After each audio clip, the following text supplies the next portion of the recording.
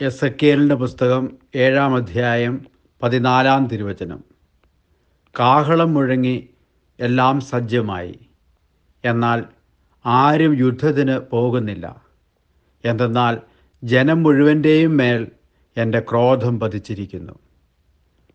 കാരുണ്യവാനായ കർത്താവേ, കാലം നൽകുന്ന അടയാളങ്ങളും മുന്നറിയിപ്പുകളും മനസ്സിലാക്കി തിന്മയ്ക്കെതിരെ പോരാടുവാൻ ഞങ്ങളെ ശക്തരാക്കണമേ. ആമേൻ. ദൈവം നിങ്ങളെ സമൃദ്ധമായി അനുഗ്രഹിക്കട്ടെ. നമ്മുടെ കർത്താവ് ഈശോ മിശിഹായുടെ കൃപയും പിതാവായ ദൈവത്തിൻ്റെ സ്നേഹവും പരിശുദ്ധാത്മാവിൻ്റെ സഹവാസവും നാം എല്ലാവരോടും കൂടി ഉണ്ടായിരിക്കട്ടെ, ഇപ്പോഴും എപ്പോഴും എന്നേക്കും. ആമേൻ.